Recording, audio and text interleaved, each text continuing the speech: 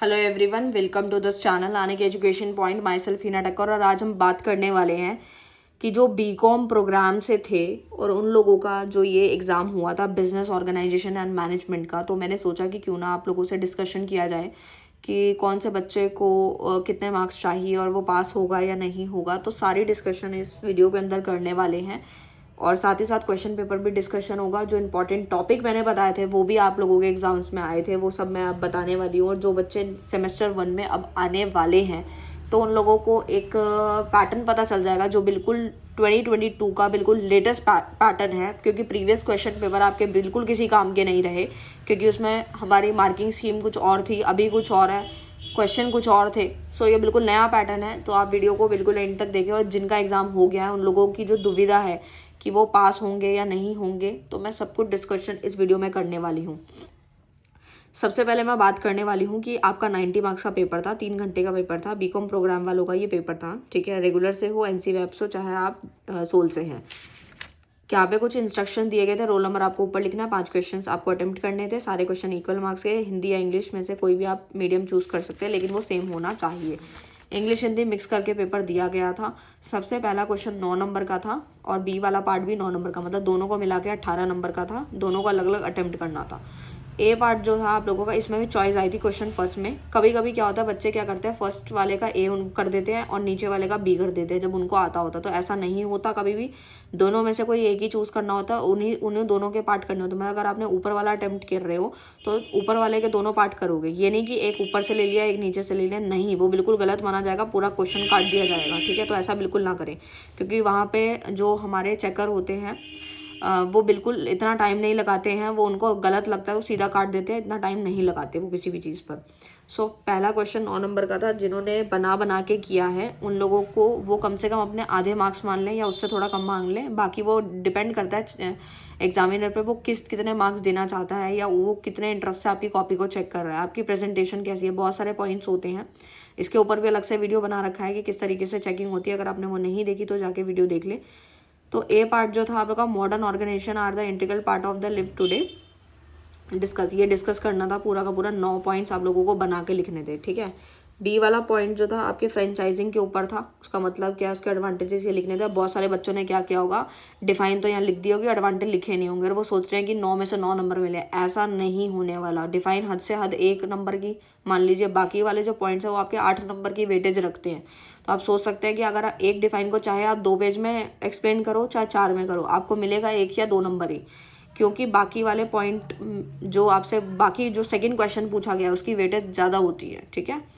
सो ज़्यादातर बच्चे से गलती यही हो जाती है, वो मीनिंग तो बता देता है लेकिन आगे का क्वेश्चन जो है वो कुछ ऐसा नहीं लिखेगा तो मार्क्स नहीं मिलेंगे।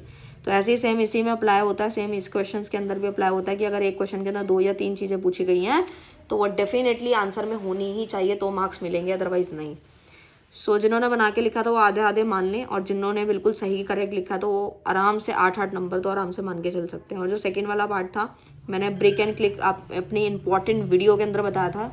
आप ये क्वेश्चन पेपर को कंपेयर भी कर सकते हैं। मेरी इंपॉर्टेंट जो वीडियो आई थी, जो इंपॉर्टेंट क्वेश्चन जो मैंने एग्जाम से पहले बताए थे कि क्या क्या टॉपिक पढ़ लो तो आप आराम से पास हो जाओगे, सारे वो टॉपिक भी आप लोगों को यहाँ मिलेंगे। ब्रेक एंड क्लिक मैंने बताया था, बहुत इंपॉर्टेंट है और वो पेपर में आया भी है। क्वेश्चन नंबर 2 आपका था सोशल रिस्पॉन्सिबिलिटी ऑफ बिजनेस, ये भी मैंने बताया था, जो कि 9 नंबर का था। अगर आपने ये बना के लिखा है तो आपको मार्क्स मिल जाएंगे। बी वाला पार्ट जो है आप लोगों का, explain the meaning and lawyers of business environment के ऊपर आया था, 9 नंबर का। तो जिन्होंने बना के लिखा है उसके अकॉर्डिंग आपको मार्क्स मिल जाएंगे। और बी वाले पार्ट में भी ऐसे ही है। बिजनेस एथिक्स के बारे में भी इंपॉर्टेंट मैंने बताया था कि वो आ सकता है, वो आया भी है। और क्वेश्चन नंबर 3 जो था वो भी आपके 9 नंबर के 2 दिए गए हैं। स्ट्रैटेजिक प्लानिंग क्या होती है, कौन कौन सी प्रॉब्लम्स फेस होती है इनफॉर्मल ग्रुप्स के अंदर ऑर्गेनाइजेशन की, ये सब बना के लिखना था। तो देख सकते हैं एक क्वेश्चन के अंदर 2 चीज़ें पूछी गई हैं, ठीक है। ऐसा हमें दिखता है कि एक ही क्वेश्चन है, नहीं, 2 3 पूछे जाते हैं, 2 तीनों के भी आंसर देने पड़ते हैं, तो ही आप मार्क्स एक्सपेक्ट कर सकते हैं, अदरवाइज नहीं। 3 में भी जो आपका जो चॉइस वाला है, तो जो बच्चों को ऊपर वाला आता था उन्होंने वो अटेम्प्ट किया होगा। तो अब ये मान के चलें कि जिन स्टूडेंट्स ने सिर्फ और सिर्फ खुद से अपनी रामायण बना के लिखी है, तो आप मान के चलें कि उनको आधा आधा वो मान लें, ठीक है, ज़्यादा नहीं तो। और जिनके पॉइंट्स बिल्कुल अप टू डेट है, वो पूरा पूरा पढ़ के गए हैं, तो उनके मार्क्स बहुत अच्छे आएंगे। और थर्ड वाला मैंने डिस्कस करा आप लोगों के साथ। फोर्थ वाला मोटिवेशन के ऊपर था, ये भी मैंने बताया था व्हाट इज़ मोटिवेशन, ठीक है। X and theory of Y of motivation, ये बहुत इंपॉर्टेंट था। लीडरशिप के बारे में आप लोगों ने पहले पढ़ रखा था, तो ये तो आप आराम से बना के, मैं मान के चलती हूँ कि आपने क्लास 12th में भी पढ़ा था लीडरशिप के बारे में, तो आपने बना के लिख लिया होगा, तो यहाँ से आपको मार्क्स मिल जाएंगे। फिफ्थ वाला जो है उसमें शॉर्ट नोट्स दिए गए थे, किसी 2 के ऊपर आपको 5 दिए गए थे, कोई 2 अटेम्प्ट करने थे। 18 नंबर का तो सिर्फ यही वेटेज कैरी कर रहा है, मतलब अगर एक पेज में भी आपने एक आंसर दिया होगा। आउटसोर्सिंग आपने पहले पढ़ रखा था, ठीक है, ये इसमें आप मार्क्स ले सकते थे। डाइवर्सिटी के बारे में, वर्कफोर्स डाइवर्सिटी बताया था मैंने इंपॉर्टेंट वीडियो के अंदर, वो भी आया है। कॉमन बैरियर्स बताए थे, वो भी आपके पेपर में आया है। तो ये सारे टॉपिक्स मैंने ऑलरेडी पेपर से पहले बताए थे, और भी आप चेक कर सकते हैं। सो मैंने पूरा डिस्कशन किया है कितने मार्क्स आपको चाहिए थे, तो टोटल आपको 36 मार्क्स चाहिए, ठीक है। तो आप मान के चलें कि अगर आपने सारा अटेम्प्ट किया है और आपने बना के लिखा है, तो एग्जामिनर पे डिपेंड करेगा। वैसे तो वो 99% आपको पास कर देगा, अगर आपने बना के करा है तो पॉइंट पे कर सकता है। बट अगर आपने ऐसी कोई गलती करी है कि अगर कोई एक क्वेश्चन के अंदर आपने सिर्फ स्टार्टिंग के आंसर दिया और पीछे का आंसर कुछ भी रिलेट नहीं किया, तो गड़बड़ बहुत ज़्यादा हो सकती है।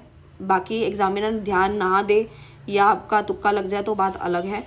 अदरवाइज़ जिन्होंने जैसे दोनों क्वेश्चन दिए गए थे, दोनों का अटेम्प्ट करना ज़रूरी समझा है, तो वो आराम से पास है, अच्छे नंबर से पास है। और जिन्होंने पूरा बुकिश लाइन लिखी है और मेन पॉइंट्स अच्छे से एक्सप्लेन करके लिखे हैं, तो डेफिनेटली 36 नहीं, 36 से बहुत ज़्यादा मार्क्स लेकर आएंगे, इस बात की श्योरिटी है, ठीक है। बट जिन्होंने सिर्फ और सिर्फ 1 या 2 क्वेश्चन अटेम्प्ट किए हैं, तो उनको थोड़ा सा टेंशन की बात है, अदरवाइज़ आप आराम से पास हो जाएंगे। मुझे नहीं लगता किसी बच्चे ने इतना ज़्यादा मतलब छोड़ा होगा पेपर, बट अगर छूट गया है सो यू डोंट वरी, आगे आप तैयारी करें, आराम से पास हो जाएंगे। सो मिलते हैं नेक्स्ट वीडियो में नेक्स्ट टॉपिक के साथ। Thank you so much.